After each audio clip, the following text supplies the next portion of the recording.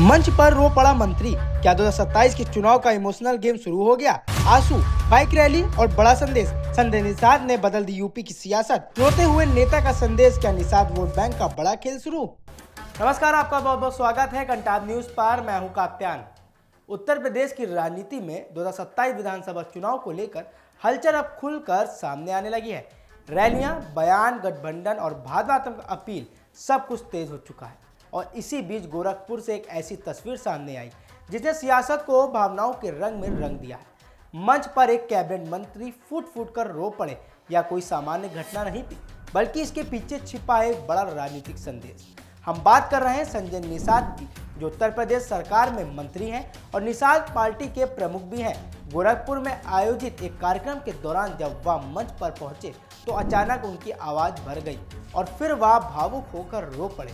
उन्होंने कहा, हमारे लोगों का वोट छीना जा रहा है, हमारी बहन बेटियों की इज्जत लूट ली जा रही है, हमें मजबूत होना होगा। ये वीडियो देखिए।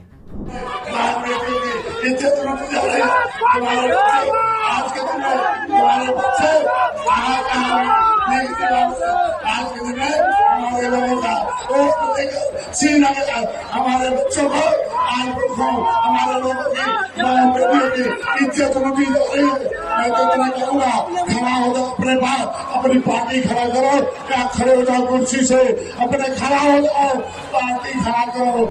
यह सिर्फ एक भावनात्मक क्षण नहीं था, यह एक राजनीतिक संदेश था जो सीधे निषाद समाज को संबोधित कर रहा था।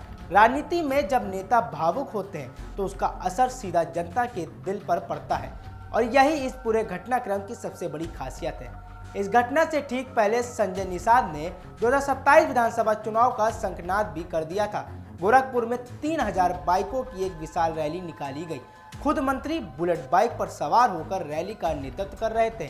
बिना हेलमेट के उनका बाइक चलाना भी चर्चा का विषय बन गया। लेकिन उससे ज्यादा चर्चा इस बात की हुई कि यह रैली सिर्फ शक्ति प्रदर्शन नहीं थी, बल्कि एक सियासी संदेश थी, हम तैयार हैं। जरा ये तस्वीर देखिए आप लोग।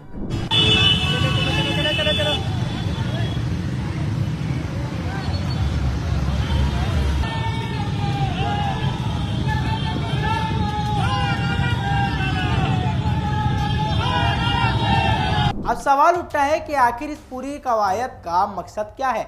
दरअसल उत्तर प्रदेश में निषाद समाज एक अहम वोट बैंक माना जाता है। आंकड़ों के अनुसार राज्य में इनकी हिस्सेदारी करीब 4.5% है, लेकिन अगर सभी उपजातियों को जोड़ दिया जाए तो यह आंकड़ा लगभग 9% तक पहुंच जाता है। 403 विधानसभा सीटों में से करीब 80 सीटें ऐसी हैं जहां निषाद वोटर्स की संख्या 1 लाख के आसपास है। यानी यह समाज चुनावी नतीजों को प्रभावित करने की ताकत रखता है। यही वजह है कि भारतीय जनता पार्टी ने 2022 के चुनाव में निषाद पार्टी के साथ गठबंधन किया था। उस चुनाव में निषाद पार्टी ने 15 सीटों पर चुनाव लड़ा और 9 सीटों पर जीत हासिल की। यह प्रदर्शन इस बात का संकेत था कि अगर यह वोट बैंक एकजुट रहता है तो किसी भी पार्टी के लिए गेम चेंजर साबित हो सकता है। लेकिन अब 2027 के चुनाव से पहले संजय निषाद जिस तरह से अपने समाज को एकजुट करने की बात कर रहे हैं, उससे साफ है कि वह अपनी राजनीतिक ताकत को और मजबूत करना चाहते हैं। उन्होंने मन से यह भी कहा कि सपा ने हमारी पढ़ाई लिखाई छीनी, जबकि बसपा ने रोजी रोटी छीनी। यह बयान सीधे तौर पर समाजवादी पार्टी और बहुजन समाज पार्टी पर हमला है। सुनिए संजय निषाद क्या कह रहे हैं। ये पिछड़े के नाम पर ले गए, हम उसमें शामिल करेंगे। हम ऑलरेडी शामिल थे भाई। मेरा मामला एक्सप्लेनेशन का था, मेरा मामला इंक्लूजन का नहीं था। लेकिन इन्होंने इंक्लूजन करके कि हम शामिल करेंगे शामिल करेंगे शामिल करेंगे, और नतीजा क्या हुआ? 70 साल गुजर गया। मेरा मामला परिभाषित करने का है, परिभाषित कराया जा तो ये हमारा खुद का, मेरे वंश का झंडा है। मेरे निषाद शब्द जो है ये निर्बल इंडियन शोषित हमारा आमदल है। ये पूरा पार्टी का नाम ही निर्बल है। इसका मतलब सबल वो हैं जो सत्ता के हिस्सेदार हैं, और निर्बल वो हैं जो सत्ता के शिकार हैं, कानून के शिकार हैं, बजट के शिकार हैं। तो आज के दिन में अनुसूचित जाति के अंदर आते तो केंद्र सरकार के बजट से हमारे बच्चे पढ़ते, राज्य सरकार के बजट से नहीं पढ़ते। आज के दिन में दलित के बेटे केंद्र सरकार से पढ़ते हैं। हर जिले में 1 से 2 हजार बच्चों को फ्री में कोचिंग सेंटर करा के SC के बच्चे को, अनुसूचित जाति के बच्चे को अधिकारी कर्मचारी बनाया जाता। तो हम क्या अनुसूचित जात का हक छीनने का इनके ऊपर आरोप है सपा के ऊपर, क्योंकि सपा और बसपा के सहयोग से कांग्रेस की सरकार दिल्ली में चल रही थी। अब इस बयान को अगर राजनीतिक नजरिए से देखें तो यह साफ तौर पर एक रणनीति का हिस्सा है।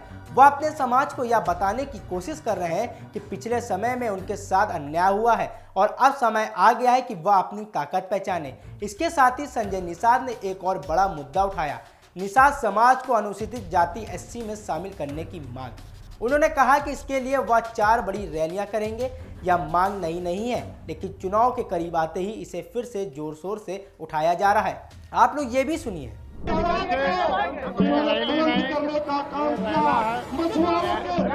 अभी मेरा समाज अभी सड़क पर आ गया है अपने हक हिस्से की आवाज के लिए। 2013 से लगातार आंदोलन कर रहा है, वो चीजें समय आ गया उसको प्राप्त करने का। जिनको हर सामने सपा ये पीछे विपक्ष के लोग इन्हें गुमराह करते हैं। आज के दिन में आज का ये रैली ये लैला है, ये आवाज है एकता की। हमारी सारी उपजातियां एक हो गई हैं अपने बैनर के लिए।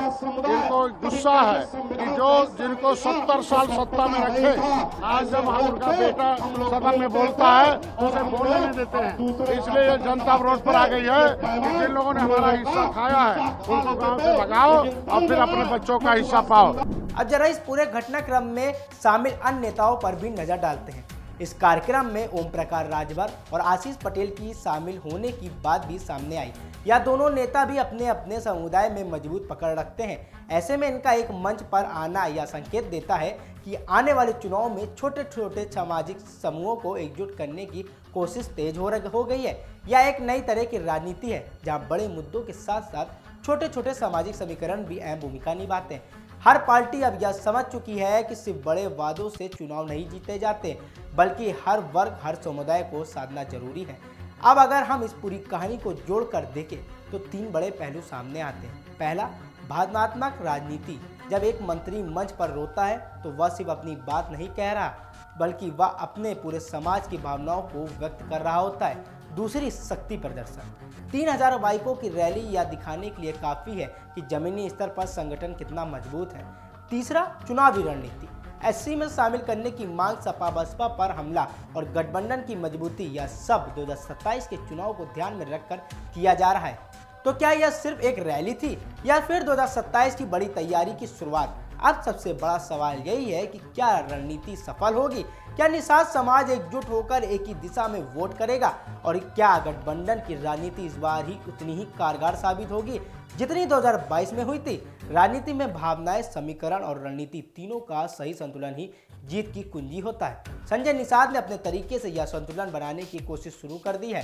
अब देखना यह होगा कि बाकी पार्टियां इसका जवाब कैसे देती हैं। उत्तर प्रदेश की सियासत में यह तो तय होगा कि आने वाले दिनों में ऐसे और भी दृश्य देखने को मिलेंगे। कहीं भावनाएं होंगी, कहीं आरोप प्रत्यारोप, तो कहीं बड़े बड़े वादे। लेकिन इन सबके बीच असली फैसला जनता के हाथ में होगा। आप क्या सोचते हैं? क्या यह भावनात्मक अपील असर दिखाएगी या फिर यह एक चुनावी रणनीति का हिस्सा है? अपनी राय हमें कमेंट बॉक्स में जरूर बताएं और ऐसे ही बड़ी खबरों के लिए आप बने रहिएगा कंटाप न्यूज़ के साथ। नमस्कार।